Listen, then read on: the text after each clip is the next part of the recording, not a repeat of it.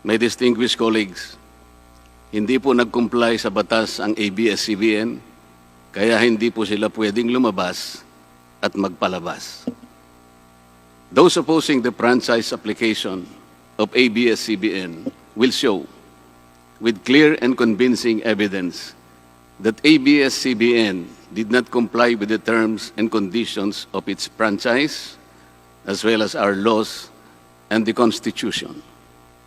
In fact, they will show in the succeeding hearings of the Committee on Legislative Franchises that ABS-CBN deliberately and with impunity violated the conditions of its legislative franchise and more so of our laws and the Constitution.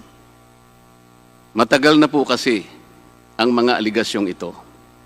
Hindi mamatay-matay, lumulutang sa internet, nasa labi ng mga Pilipino. Hindi seryosong binigyan ng pansin. Bakit po? Tikom ang bibig ng may kakayahang magsiwalat nito dahil takot sa maimpluwensyang network na kayang sirain ng tao, kandidato man o hindi. Salamat at ganap na nanindigan si Speaker Alan Peter Cayetano at hindi inalintana ang mga tuligsa sa kanya at pinayagan niya na magkaroon ng patas, bukas at malawak ang pagdinig sa mga aligasyong ito katulad ng nagaganap sa araw na ito. Ang banggit nga po sa John 8:32 ay ganito, "And you will know the truth, and the truth will set you free."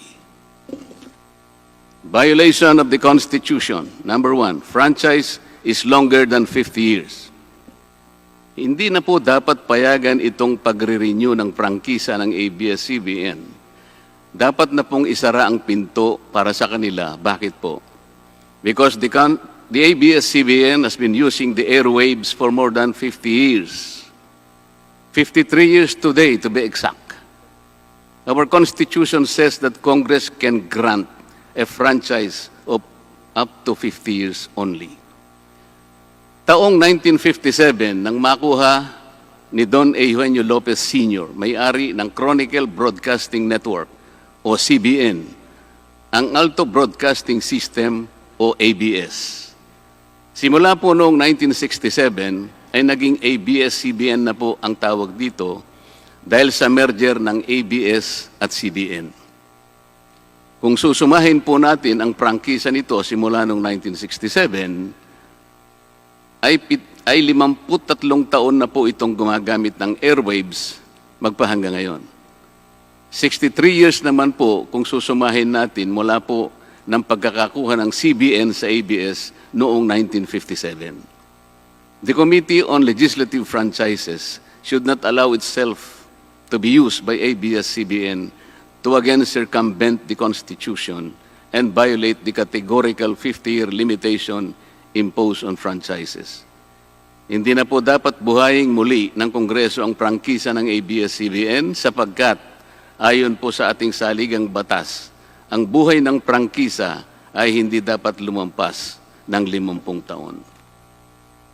EDSA Revolution. Siguro po may mangangatwiran at sasabihin ng ganito, isinara naman ng martial law ang ABS-CBN. Di po ba? Dapat huwag bilangin ang panahon na yon. Tanggapin po natin sandali na isinara nga ang ABS-CBN simula Setyembre 23, 1972, pagkatapos na ideklara ang martial law. Pero hindi po ba nagbukas din ito agad matapos na ito ay mabawing muli ng pamilya Lopez noong EDSA Revolution? Hindi ba't kulang-kulang 13 taon din po ang namagitan na panahon?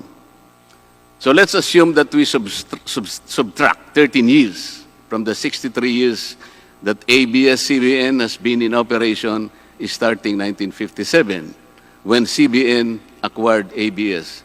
Hindi ba't 50 taon din po ang magiging resulta? Ibig pong sabihin, tapos na at paso na pa rin ang prangkisa ng ABS-CBN with or without martial law. Hindi ba't sobra-sobra pa rin ito at lalabag pa rin sa ating saligang batas? Naging palasak nga noong panahon ng martial law ang kantsaw na tama na, Sobra na. Subalit ang mahalagang tanong po ng taong bayan na hindi pa nasasagot magpahanggang ngayon ay kung paano biglang nabawi ng mga Lopez ang ABS-CBN mula sa pag-aari ng gobyerno pagkatapos maitalaga ang Cory administration. Sinulatan po noon ni dating Senador Lorenzo Tanyada ang Presidential Commission on Good Government na isoli na sa mga Lopez ang ABS-CBN kahit may arbitration pang nagaganap sa pagitan ng pamahalaan at ABS-CBN. Na i-turn over po agad ang istasyon ng ABS-CBN sa mga Lopez sa kabila ng wala pang pagtukoy sa tunay na pagmeme-ari nito ayon sa kautusan sa Board of Administrators na binuo sa Letter of Instruction number 1 ni Pangulong Cory Aquino. Sa ngayon po ay wala man lang mailabas na papeles tungkol dito ang PCGG. Nagbayad po ba ang ABS-CBN sa Administrasyong Cory Aquino? Nag-public bidding po ba? Bakit tila ura-urada at habang magulo pa ang lahat dahil katatapos lang ng EDSA Revolution, ay biglang napasakamay na muli ng mga Lopez ang ABS-CBN? Nakabatay po ba ito sa batas? Hindi po ba dapat sagutin ng ABS-CBN ang mga tanong na ito upang mapanagot po ang dapat na managot kung meron man? Foreign ownership. Puntahan naman po natin ang muling pagbubukas ng ABS-CBN noong 1986. Pati po kasi noong panahon yun ay may paglabag na rin sa ating saligang batas. Ano po kaya yun? Dahil Amerikano at hindi Pilipino ang may-ari at namahala sa ABS-CBN na mariing ipinagbabawal ng saligang batas. Congress should deny the franchise application of ABS-CBN for its clear violation of the Constitution, requiring 100% Filipino ownership and management of mass media companies. ABS-CBN's former president, Mr. Eugenio Gaby Lopez III, was an American citizen when he took the helm of the company in 1986 as director, then president, and then chairman in the later years. It was only in 2000 that he petitioned for recognition of Filipino citizenship and was issued a certificate of recognition as a Filipino citizen in 2002. At kahit sabihin po nating wala na ngayon sa management ng ABS-CBN si Ginoong Gaby Lopez, nagpatuloy pa rin ba sa paglabag sa saligang batas ang ABS-CBN? Opo. Dahil magpahanggang ngayon ay nagbebenta pa po sila sa mga banyaga, mga hindi Pilipino, ng pag-aari o ownership rights ng ABS-CBN. Through an intricate web of corporate layering, ABS-CBN lets non-Filipinos to own its common shares through the issuance of Philippine Depositary Receipts o PDRs. In September 1999, the ABS-CBN Holdings Corporation offered 132 million Philippine Depositary Receipts underlying the 132 million common shares of ABS-CBN. Immediately prior to the closing of the PDR's offering, Lopez Incorporated, the main stockholder of ABS-CBN Corporation, transferred 132 million ABS-CBN shares to ABS-CBN Holding Corporation, its alter ego. With the many rights afforded to the holders of these PDRs, most of whom, if not all, are foreigners, ABS-CBN Corporation virtually allowed these foreign holders beneficial ownership and potential voting rights.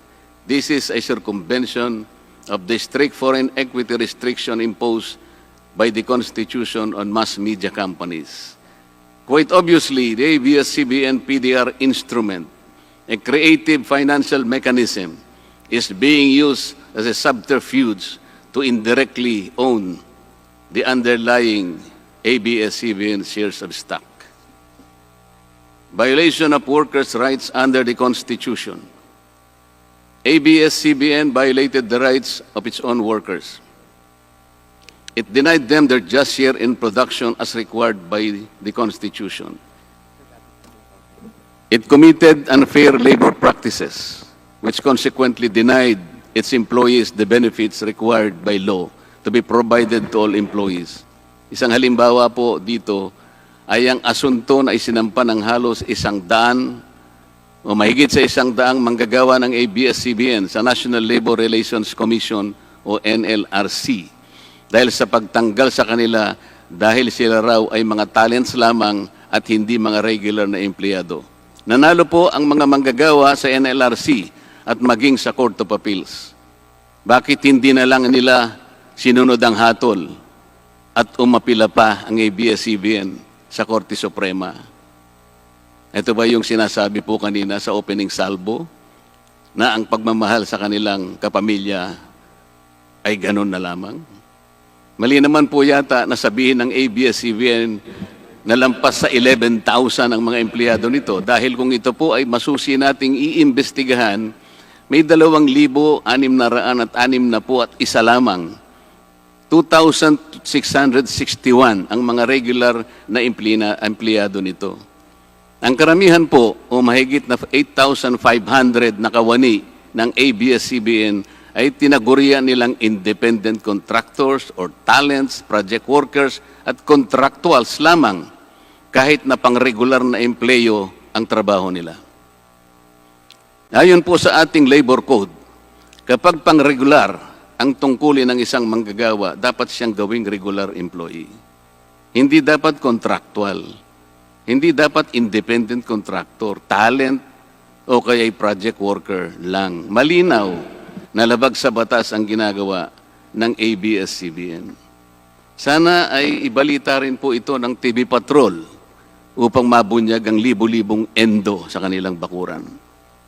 ABS-CBN has not regularized its contractual workers and talents despite performing the functions of regular workers. It even forced some of its workers to sign employment contracts containing waiver of the right to regularization. And those who refuse were unceremoniously terminated from work. ABS-CBN has subcontracted most of its production work to subcontractor production companies, despite the fact that production is directly related to its core business.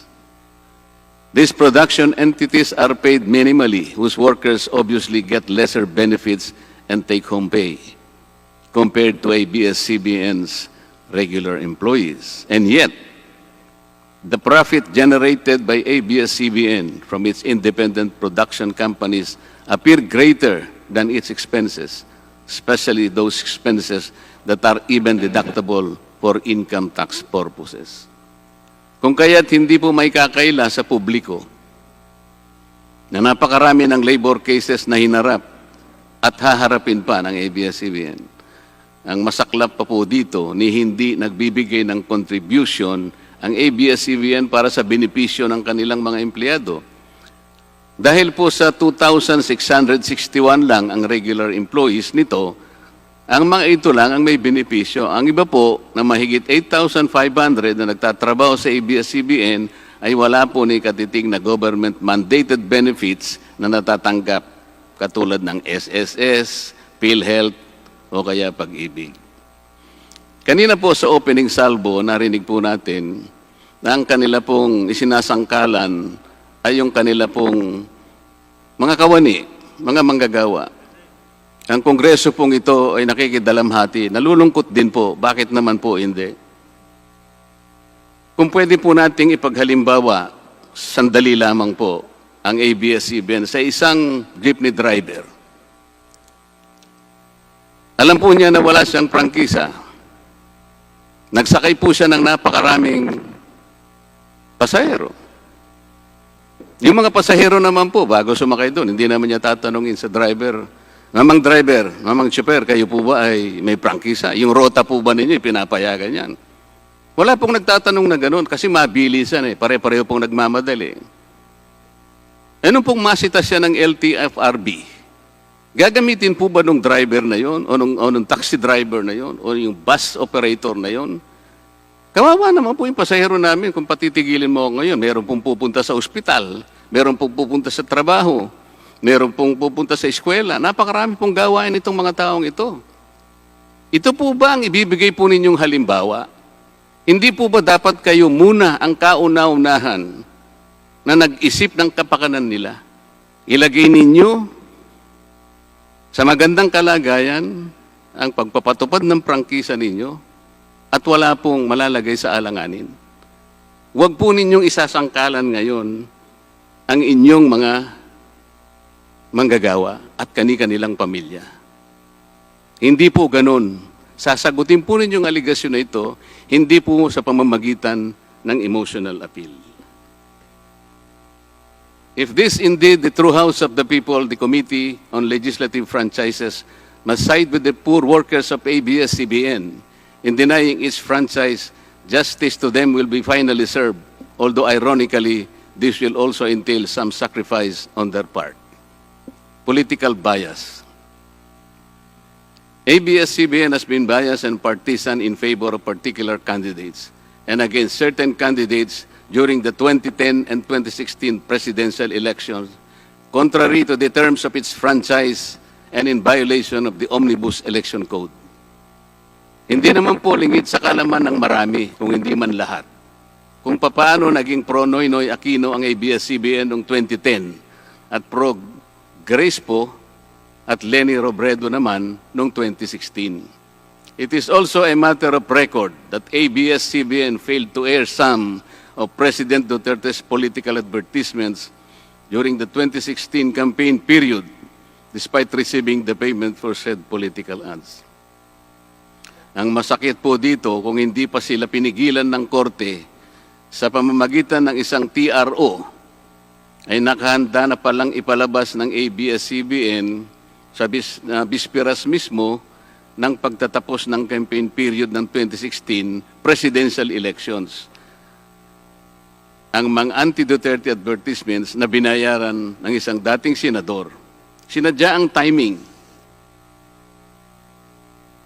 para hindi bigyan ng pagkakataong makasagot pa si Mayor Duterte na noon ay kandidato bilang presidente. Mabuti na lamang at napahinuhod ng ang korte ng petisyon ni Speaker Alan Peter Cayetano na noon po ay Vice Presidential Candidate ni Pangulong Duterte at dagliang nag-issue ng TRO ang korte sa ABS-CBN. It is now a public knowledge that President Rodrigo Duterte and Speaker Alan Peter Cayetano expressed their disappointments over ABS-CBN's unfair reportings and meddling in previous elections. For those opposing the franchise application, hindi na po dapat payagan ng ABS-CBN na muling pakialaman ang politika sa ating bansa. Panahon na para ang taong bayan ang pumili ng mga namumuno na gusto nila at hindi ang napipisil ng ABS-CBN. Paalala lang po sa ABS-CBN, you are a broadcasting company, not a political kingmaker. Either you play ball or you play fair. Multiple channels in one franchise. Mga kababayan, inabuso po ng ABS-CBN ang kanilang prangkisa. Sa hindi nila may paliwanag na dahilan o maaari namang sinadya na gamitin ang kanyang prangkisa para sa isang channel lamang, pero gumamit pa ng ibang prangkisa ng telekomunikasyon na hindi naman pang broadcast upang mas kumita at makapagbenta sa pamamagitan ng maraming channels. ABS-CBN violated the terms and conditions of its franchise by offering its TV Plus boxes for a one-time fee but using the free-to-air signal authorized in the franchise granted by Congress at no cost to ABS-CBN. Tubong lugaw, ika nga. But this practice of ABS-CBN without permission from Congress or the National Telecommunication Commission is killing the cable industry, which depends on monthly based subscription of its clientele. At bukod po sa pagbebenta ng TV Plus box sa publiko, sa Kapamilya Box Office Channel na nakapaloob dito, ay nagawa pang maningil ang ABS-CBN sa bawat pelikulang gustong mapanood ng publiko sa KBO Channel. Ibinenta na nga ang TV Plus box, ibinenta pa rin ang mga palabas na pwedeng mapanood sa TV Plus box. Dobleng tubong lugaw na po ito. Hindi po saklaw ang mga ito sa prangkisa na ipinagkaloob ng Kongreso sa ABS-CBN.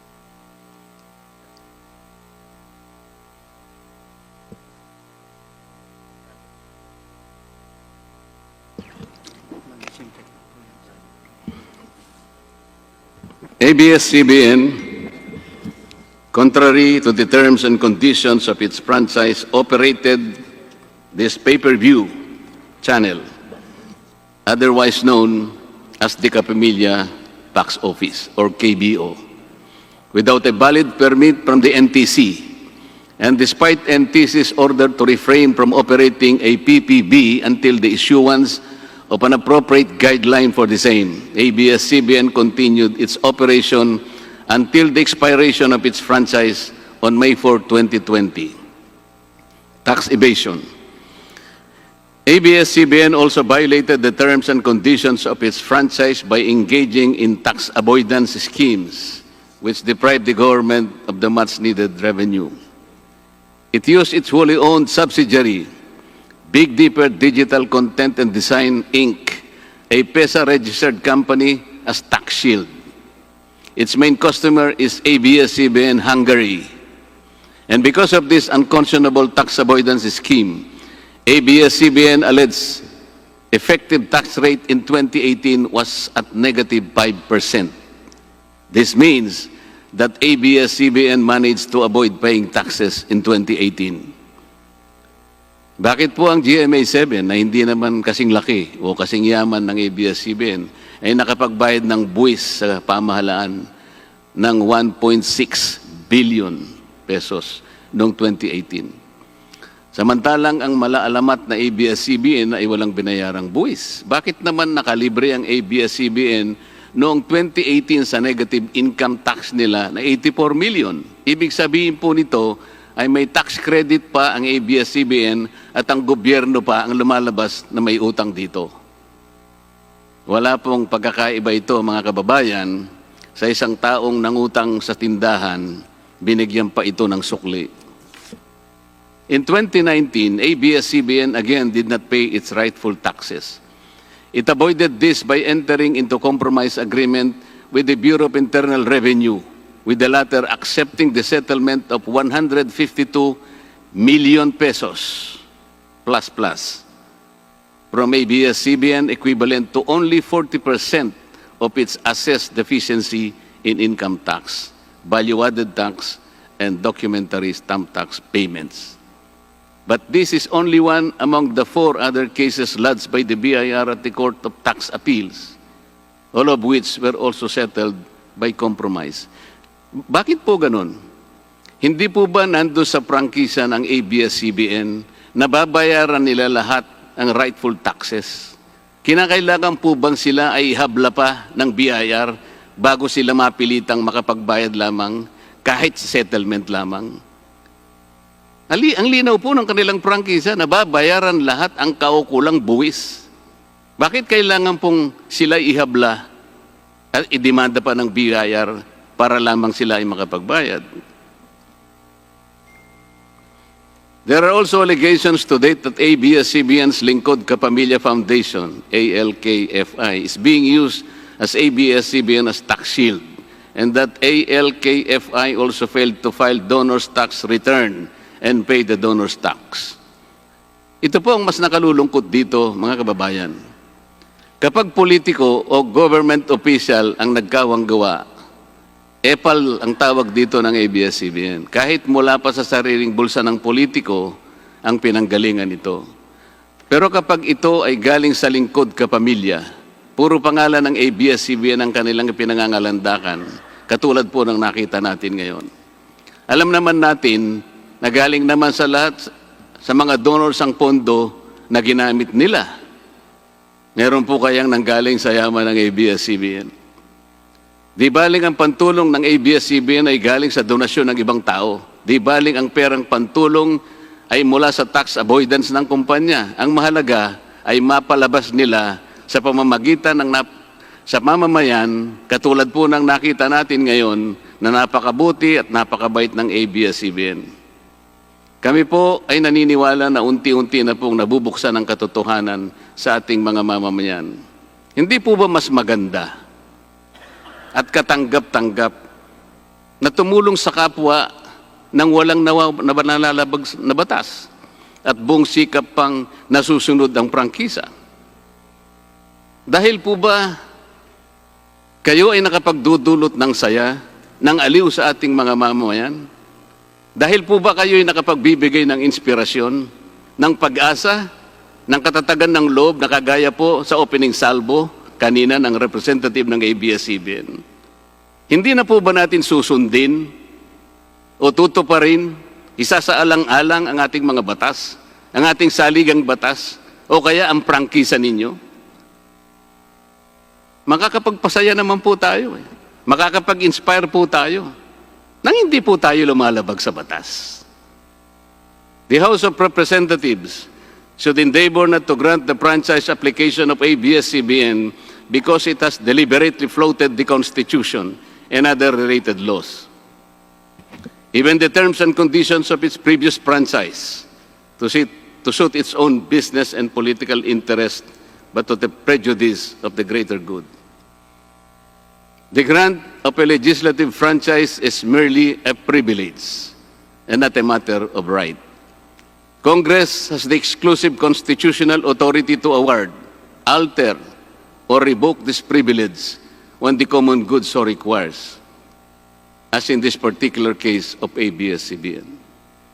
We believe that it is but right for the House of Representatives to deny this time the franchise of ABS-CBN for flagrantly violating the Constitution and related laws, even its own franchise, making it unworthy of the grant of this special privilege by the state.